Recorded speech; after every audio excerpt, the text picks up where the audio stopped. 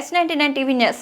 గతంలో కేసీఆర్ హయాంలో మూసీ సుందరీకరణలో ఒక్క ఇల్లు కూడా కూల్చకుండా నాగోల్లో అద్భుతంగా అభివృద్ధి చేసిన మూసీ తీరాన్ని సందర్శించిన మూసీ బాధితులు ప్రభుత్వం వెంటనే ఈ భూసేకరణ ఆపివేయాలి.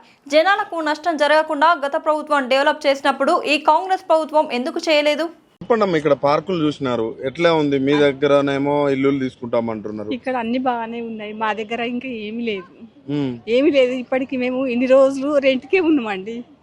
ఇప్పుడే 10 సంవత్సరాల నుంచి ఇల్లు కొనుక్కున్నందుకు మాకు ఇప్పుడు ఈ బాధ.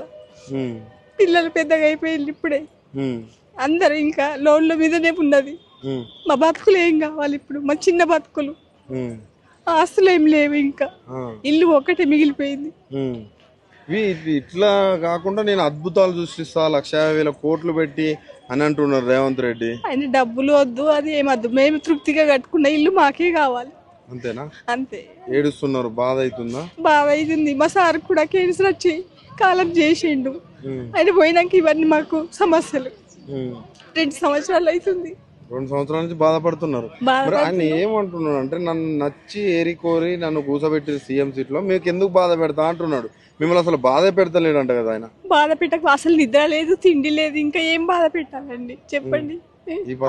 హాస్పిటల్ పుండనే తిరుగుడు ఉంది. ఇప్పటికి రిపోర్ట్లు చూస్తుంటే ఇప్పటికి హాస్పిటల్ పుండనే తిరుగుతున్నాం. ఇంకా ఇక్కడ ప్రజలు ఏం చెప్పిరమ్మా? మా ఇల్లు ఏమైనా గుంజుకొని డెవలప్ చేసిరు అలాంటి ఏమైనా చెప్పిరా మీకు? ఇక్కడ ఏం చెప్పలేదండి, మంచిగా ప్రశాంతంగా అయింది ఇక్కడ. కానీ మరి ఇల్లు ఏంది మరి ఇంత దారుణంగా లాక్కుంటాం అంటున్నారు? ఇస్తారా మీ ఇల్లు? ఇయ్యమండి, మేము ప్రాణాలైనా వదులుతాం కానీ మా ఇల్లు మేము మాత్రం ఇయ్యమండి. ఇవ్వరు. మేము ఇన్ని రోజులు రెంట్కుండి కష్టపడి పైసా కూడా పెట్టి లోన్ల మీద తీసుకున్నాం మా ఇల్లు తృప్తిగా. మా సొంతం అన్నట్టు అదొక తృప్తి అయిపోయింది. పండుకున్నా నిద్ర వచ్చి, అసలు నిద్ర పోకుండా చేసిండు ఆయన మాకు. నిద్ర పోకుండా చేసిండు మొత్తానికి.